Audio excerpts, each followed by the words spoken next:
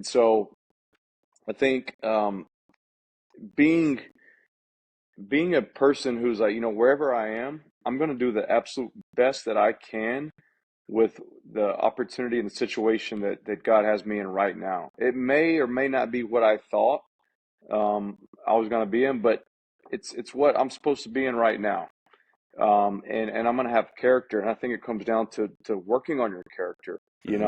Your integrity, your work ethic, your ability to be accountable, to be disciplined, and I think God rewards those who he sees like, no, he's doing. He may not love this job right now. This may not be what he always wanted, but he's being diligent in it. He's thankful that he has a job. He's trying to do the best that he can. So okay, I'm going to open this door now. And so my life has been like that over and over again. What I thought was going to happen, it didn't happen that way. But instead of choosing to be bitter, I chose to be better. Yeah, You love that. know, and I think that's the key for our listeners, on the show is that, hey, make those choices when it doesn't exactly go as you had thought. Don't get don't get bitter, don't get upset. Cash it in and say, you know what, you know, I'm not going to do this anymore. This just didn't work out how I wanted, and don't have an attitude issue.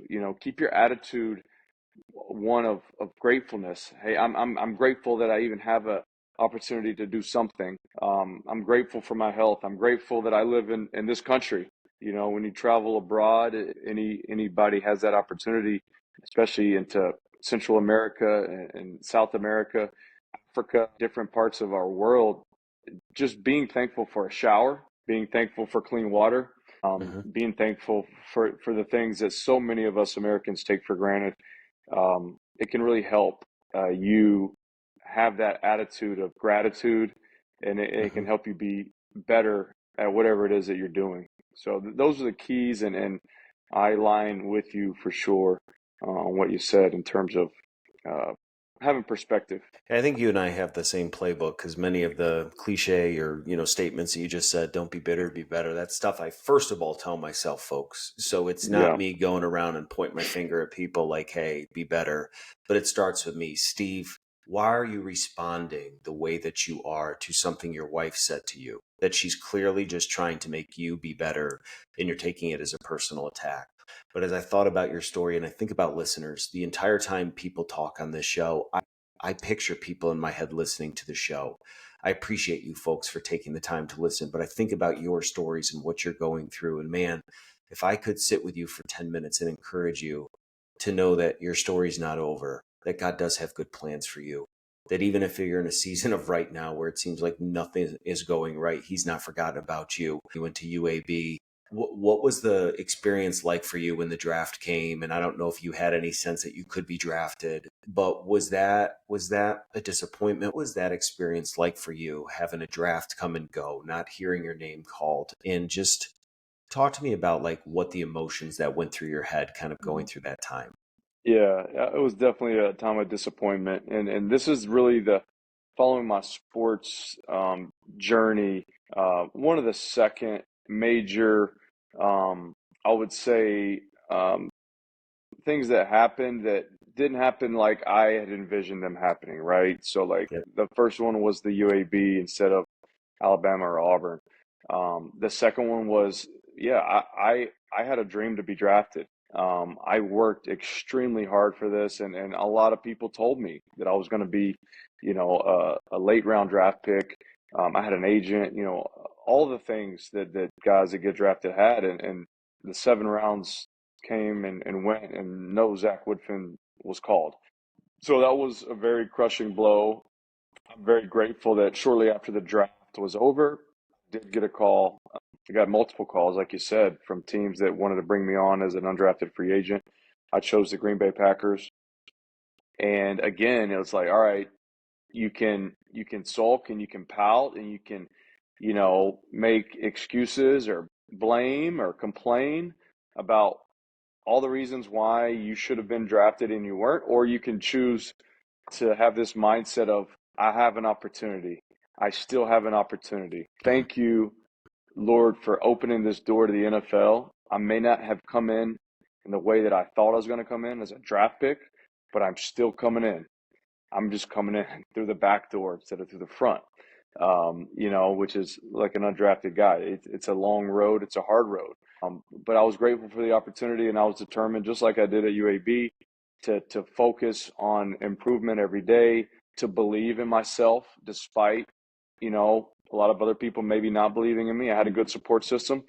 I did have other people that believed in me, my parents and my mentors, and I believed in myself, at that time. And self belief and self confidence was something I had established at my time at UAB. I had an opportunity to be in camp, and I ended up making the practice squad. But another Awesome. setback is I was cut. So before anybody can make the practice squad, they have final roster cut downs to 53 guys, and then they bring the practice squad back. So I wanted to share this story.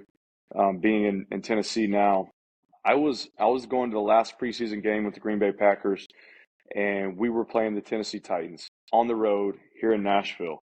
I flew into Nashville on the team charter. We were staying somewhere downtown. I get a call. I think we were playing on a Saturday that day. I get a call Friday night in the hotel. It was our general manager. He's like, Zach, come up to the 10th floor.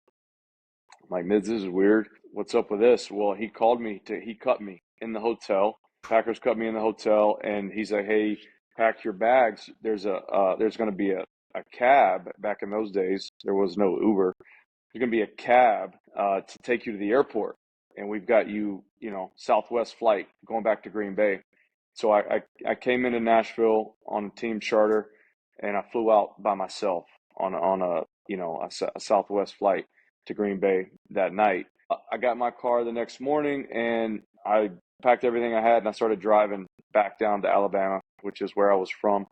And I just remember crying and thinking my NFL opportunity was over, and Mhm. everything I'd worked for was over. And I had made some mistakes with where I placed my identity. I had placed my identity in football, and I remember calling. And my mentor called me. He found out. I must have told him I got let go, and he said, Zach, he's like, football doesn't define you.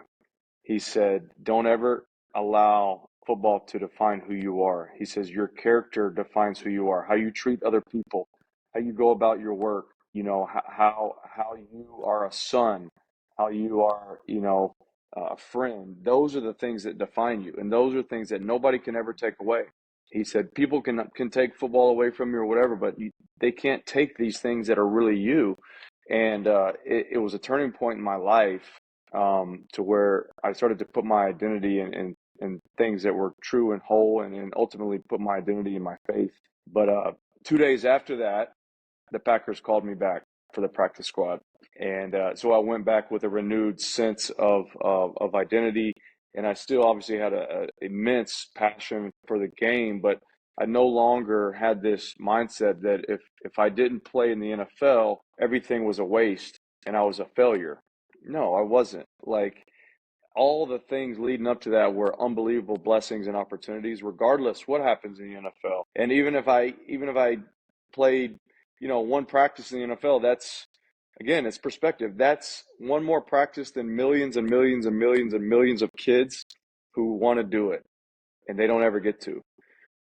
And so I wanted to share that story because it's ironic. I'm now in Tennessee, the place where I had a life changing moment, through identity and perspective. But now I'm here, and I remember vividly being, 2005, so almost 20 years ago, um, getting cut in a hotel room in Nashville, and going back to Green Bay by myself, and um, having to figure out, like, football doesn't define me. I'm not going to allow that to happen anymore, and end up having, an opportunity at several more teams, the Ravens and the Texans and NFL Europe.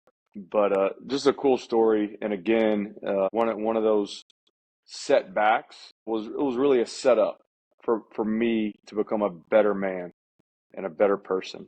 And so those were some of the things I was talking about. earlier in the show.